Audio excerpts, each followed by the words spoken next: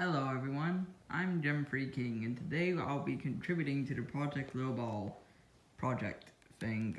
So, let's talk about my strategy. In the wild area, you can encounter level 11 Roselia, which can be evolved with into a Roserade with a shiny stone. The shiny stone can be legitimately obtained from the Digging Brothers. I've chosen Roselia due to its high base stat total, good survivability, and ability to quadresist grass moves, meaning the only good move that the boss has, Milo, is round. Let's take a look at her stats. Attack and special defense are EV trained to the max, so that's 4 points per put into HP. Now, our speed is lowered, which is not technically optimal, but I do not believe speed will have a notable effect on the boss fight due to our speed being chunked by the countdown ability of Milo's Pokemon. You may hear a cat purring in the background. That is Blackjack. He is a good boy. Let's take a look at our moveset. Sword Stance, Poison Jab, Synthesis, and Ingrain. As far as I could tell, Roserade cannot learn Nasty Plot, meaning Sword Stance and Poison Jabs were the best attacking moves that we had available. So why would I choose Sword Stance and Poison Jab? Because they can be, the TMs for which can be, I believe, legitimately obtained before the first gym via Watt Traders. So the Shiny Stone, Sword Stance TM, Poison Jab TM, or TRs rather, sorry, and the level 11 Roselia, which is the lowest possible level can be attained at, can all be attained before the first gym. Synthesis or Ingrain are here so we don't die. I did load up the Smog and damage calculator, and as far as I know, we cannot be one-touched by Max Strike, and I do not believe Max Overgrowth has any ability to harm us.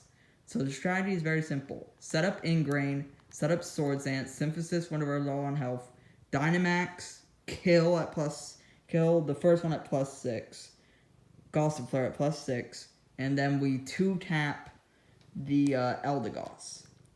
From there we win. Eldegoss is not capable of 2-tapping us, it needs at least 3 attacks unless it crits.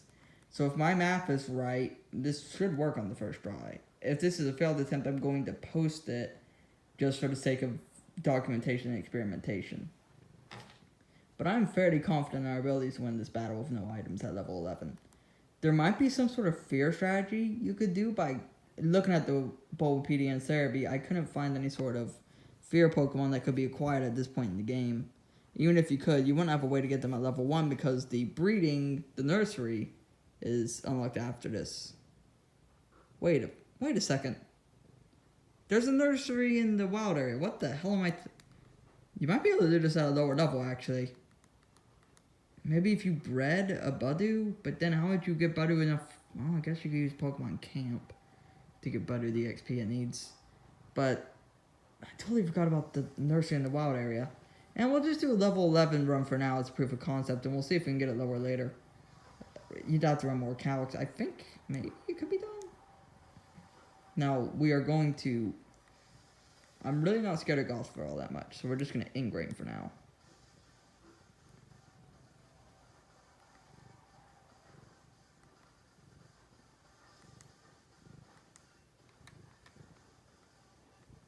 Let's go. Blackjack, I need you to get off.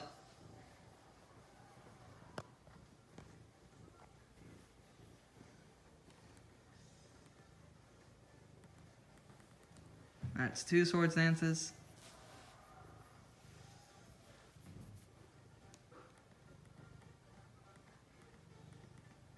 And that's free. Theoretically, I could have given it the Poison Barb Hell item. Wait, wasn't I supposed to give it a Poison Barb? Oh, fuck. Did I forget the Poison Barb? I think I forgot the Poison Barb.